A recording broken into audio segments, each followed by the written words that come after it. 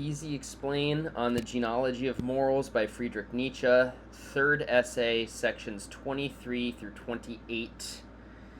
Again, the title of this third essay is What is the Meaning of Ascetic Ideals? Here we're going to cover the last 6 sections. So not only is this the conclusion to the third essay, but it's also the big finale for the whole work, for the entirety of the Genealogy of Morals. So start with section 23. We actually have a big passage here to kick things off. I'll break it up a little bit. So Nietzsche says, the ascetic ideal has a goal. This goal is so universal that all the other interests of human existence seem, when compared with it, petty and narrow. It interprets epochs, nations, and men inexorably with a view to this one goal. It permits no other interpretation, no other goal. It rejects, denies, affirms, and sanctions solely from the point of view of its interpretation. And has there ever been a system of interpretation more thoroughly thought through? It submits to no power, and its absolute superiority of rank over every other power. It believes that no power exists on earth that does not first have to receive a meaning, a right to exist, a value as a tool of the ascetic ideal, as a way and means to its goal, to one goal. Where is the match of this closed system of will, goal, and interpretation? Why has it not found its match? Where is the other one goal? So to kick off this final part here, looking in section 23, Nietzsche's painting this picture that the ascetic ideal has won. Right? If we look across the world, it's of religious leaders and our system of morals, that this is the one system that everyone everywhere is following. And he's saying it seems to be unmatched. It's like an absolute power, absolute superiority of rank. So what are we to do? Let's keep going with section 23. Let's consider science as an option. Maybe science is combating this. Section 23, Nietzsche says, science today has absolutely no belief in itself, let alone an ideal above it. And where it still inspires passion, love, ardor, and suffering at all, it is not the opposite of the ascetic ideal, but rather the latest and noblest form of it. Oh no. So I think, often people tend to contradict religion with science, right? Like they're almost a battleground of good and evil between themselves. But Nietzsche's saying if you actually look at science and the way that it operates with its objectivity as an extreme value, maybe there's no moderation here, and he's just saying science is another iteration of this ascetic ideal. It's a different form. It's just taken another shape. So science won't save us from this problem of morals. Let's keep going with section 23.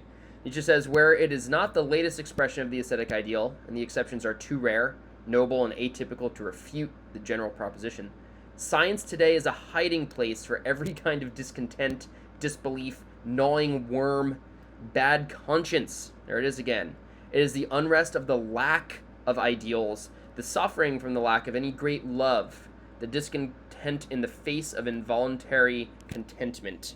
So science won't save us, religion won't save us. If we go back to the beginning of this third essay on ascetic ideals, we saw a little bit of Nietzsche's aesthetics, his theory of art and beauty, and it seems that for Nietzsche, that's where we're going to find our best bet. I'm hesitant to say the true road through and to self-overcoming, to get out from this guilt and this suffering and this pain, but it may as well be.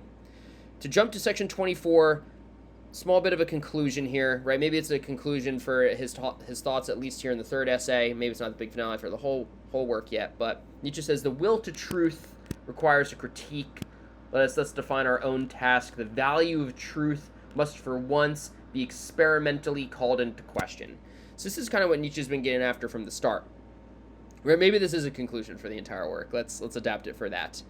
He's been calling the order and rank of values and morals into question from the start. He's challenging against the ascetic ideal, against ascetic priests and religious leaders. And he's now saying, all right, here's our task. We have to devise some kind of experiment, right? Let's lean into science, right? We need to call into question how and why certain truths exist, how we got here, why we value them, and let's deconstruct this and let's start building anew. Let's jump to section 27. Nietzsche says, all great things bring about their own destruction through an act of self-overcoming. Here's this will to power again. As the will to truth thus gains self-consciousness, there can be no doubt of that, morality will gradually perish now. Nietzsche's the start of this. This is the great spectacle in 100 acts reserved for the next 2 centuries in Europe. So again, he's writing this in 1887. So he's projecting, on an estimated basis, an approximate basis, all the way to 2087, he's thinking, we'll see the downfall of religious and aesthetic values and morals. The most terrible, most questionable, and perhaps also the most hopeful of all spectacles. So sure, this is going to be bloody, right? This is an upheaval of all systems and structures that we've been building on for thousands of years. But he's saying he's filled with hope at this idea that we will all, in destroying ourselves, overcome ourselves, right? It's almost Hegelian in a sense of that we're going to be gaining this self-conscious. It's almost like the spirit coming to know itself. It's not fully Hegelian, but there's an inkling of it there in a sense. So, a lot of people read this as being very nihilistic and pessimistic, but also there's a degree of life affirmation in here. Some radical optimism, if you will.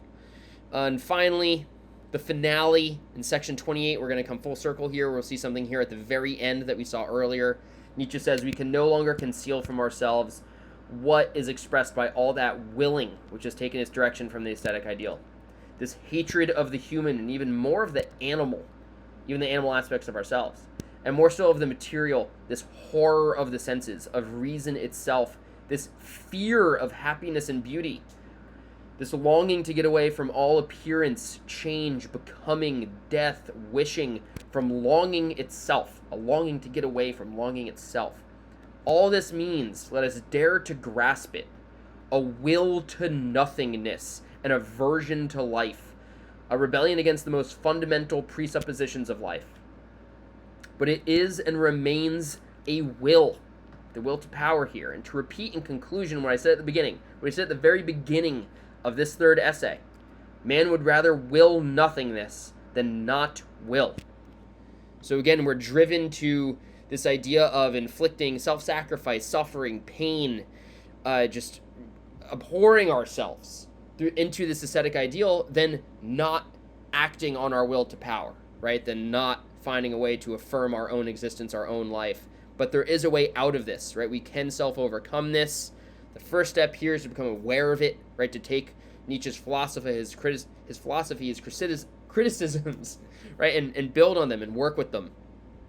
It's a very rebellious philosophy. It's a philosophy of the future. We're still not even at the year 2087. We'll see how this continues to be held up and debated and interpreted and translated. But for now, I hope this helps.